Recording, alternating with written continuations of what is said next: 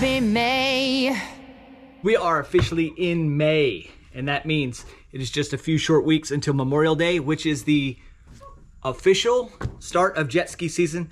So I need to kick it into high gear, get this motor back in that ski, and get this electronic stuff figured out.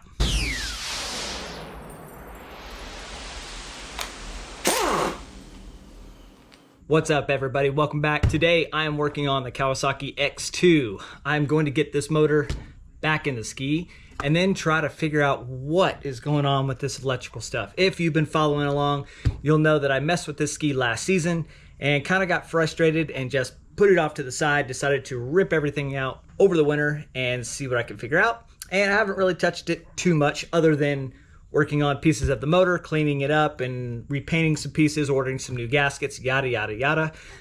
Today is a day I've kind of been dreading because I'm not looking forward to electrical stuff, but I'm gonna power through. Here's my fancy little motor out of that ski. This is a 750 small pin motor. Now, my X2 would have originally come with a 650cc. This was pulled out of a Kawasaki SS. I don't remember how many years ago, but it's been a little while. And just basically drop the whole motor and e-box into this ski.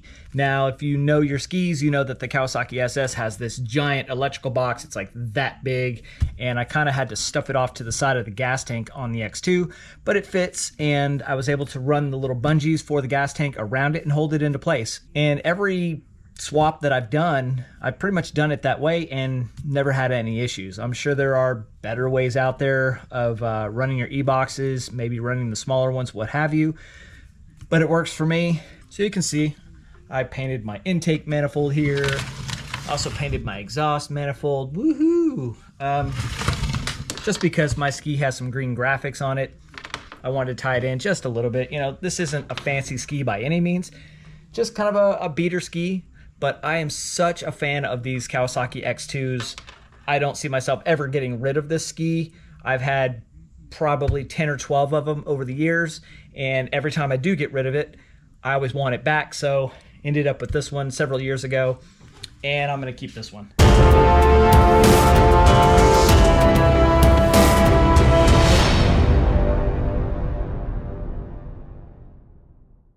If you don't know anything about X2s, you should definitely look into them. They are super cool skis. It's almost like riding a motocross bike on the water. And if you ever get a chance to ride one of these in the surf, you will not regret it, especially if you're a motocross guy, if you are used to that type of riding. This thing is almost the same. It's just ramp after ramp, wave after wave coming at you. It's so much fun. So Kawasaki actually did a marketing campaign where they showed two people riding on this. Now, this technically, I don't consider it a sit-down ski at all. Yes, you can sit down, and it comes in handy every now and then. If you're out riding for a long period of time, you're gonna get tired. It's nice to be able just to sit, putt around for a little bit until you recoup, and then you stand up and get jamming again. As far as jet skis go, you know, any Yahoo can go out, jump on a sit-down Sea-Doo or whatever, and just go ripping around the lake. The X2 takes a little bit more practice. It's actually a lot of fun to watch people try these for the first time. There's quite a bit of a learning curve. Now, I'm excited to get this thing back together. I was supposed to have it out last year at the Z to A compound and get those boys on it, and it didn't work out that way. So I'm working hard to get this thing going so I can take it out there and laugh at them trying to ride this. Kind of cool how the hood just pops up and sits like that, huh? Unless you're in here working on it and then it doesn't hold very well and it falls down and hits you in the head. All cleaned up. It took me forever power washing and scrubbing the inside of this thing. It was just absolutely nasty. But anytime you're doing this, you've got your motor out, take the time to double check your motor mounts, because if you get out on the water and you didn't do that and you realize you got a small tear in one of these things, it will break loose, it will start vibrating, you could just destroy your back coupler. So double check these, doesn't take much, you know, just give them a little wiggle. So the motor is in, fuel lines are all hooked up. So now I've got to start diagnosing electrical, and I'm going to start with my switch and then move on to the actual electrical box. I've been a fan of these X2s for years and years. I actually worked for Universal Studios doing their Waterworld show, and this was the ski that we got launched out towing a skier during the show on, and it was so much fun. These things are just so much fun. It really is like riding a dirt bike. We used to have a lot of skis come into our shop, and people would complain they wouldn't start, and they thought something, you know, catastrophic was wrong. Well, 9 out of 10 times it's their start stop switch. The easiest way to check this, mine's disconnected, so pull your sheathing back. You've got a black wire and a white wire. That's your off, stop. You got a red wire and a yellow with a red stripe. This one's actually red with a white stripe. That's your start button. So just take a simple multimeter and you can do a continuity check. Make sure you have the volume on. Touch your 2 terminals to the black and the white, and then hit your switch. So that's good. Then just move them up to the top to the red and the yellow. It's hard to do with one hand here. There we go. So I know my start stop switch is good. I can move on to the box, which I kind of already knew anyway. And I did find some of my wires were kind of corroded. My main power wire from the box, the e-box down to the battery was just, it had broken off pretty much. So I just clipped it and put a new end on it. I cleaned everything up, tested for continuity on all the wires.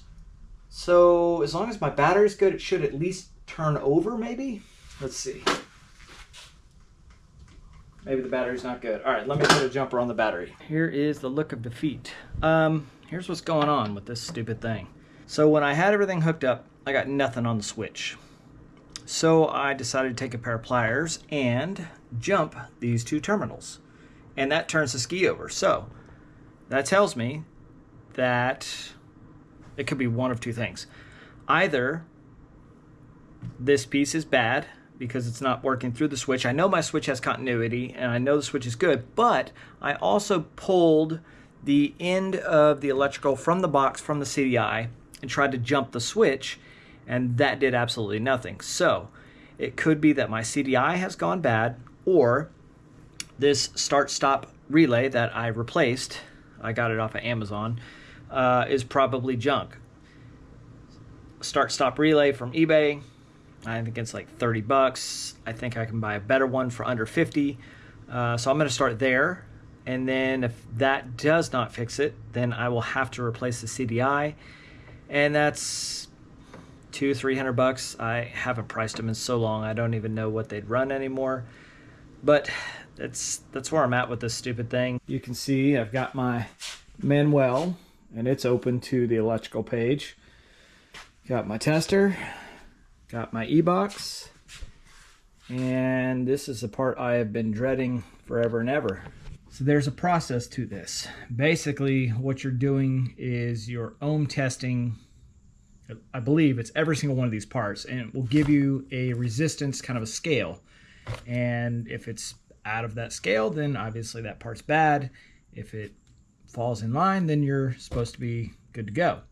I'm just not an electrical person. Like, this does not interest me at all, and that's why it's taken me 6 months to finally do this.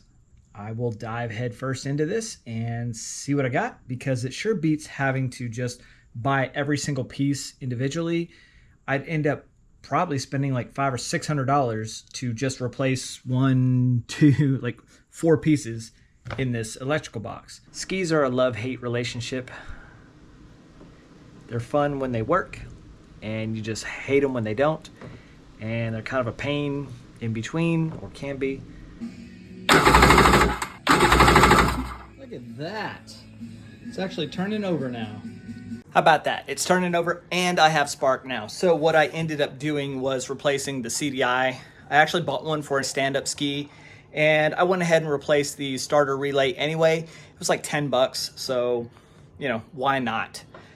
And that seemed to solve my problem. Now, I'm going to put some fuel in here, just a little bit, maybe just some quick start, and just see if it'll fire up. It should. I've got, you know, fuel, air, spark, timing. No reason it shouldn't just fire right away. All right, she's all buttoned up, back together. Got a little bit of a fuel in her. Let's see if she starts.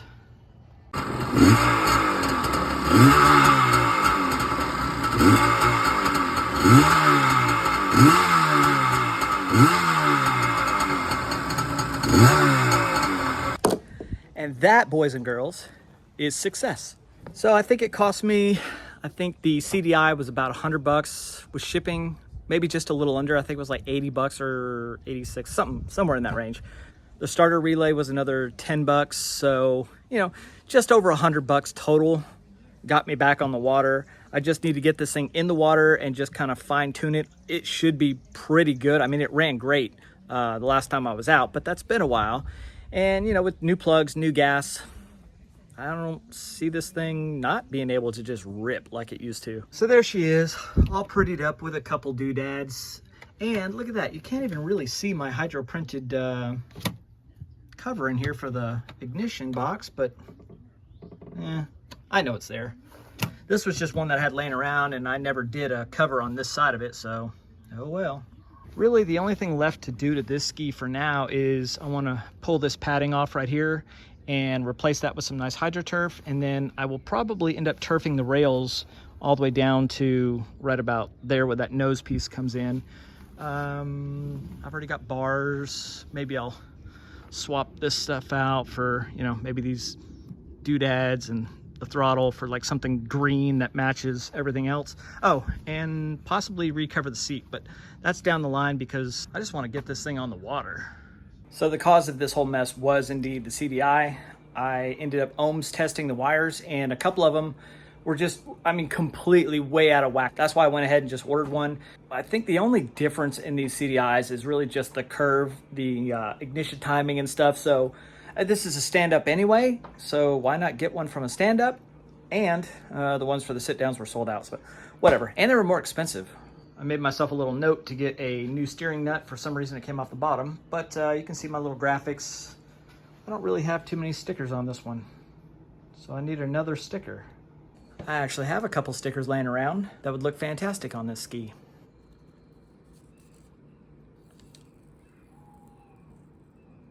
Now she's complete. So that's it. That was my turmoil with the X2. Seems like she's good to go. Can't wait to get it out to a nearby lake.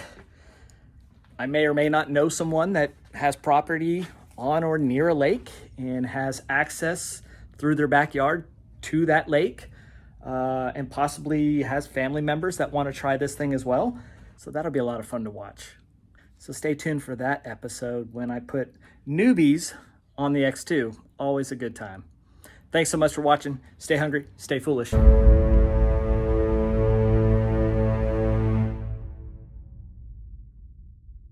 Just when I thought I was done, I had to go and take this whole steering stem off because somehow this little nut, whatever was on there, came off. And I cannot, for the life of me, find one that fits. So I'm going to take this whole assembly to the hardware store or some fastener store and see what I can find. And I got to find it in stainless. Jet ski life.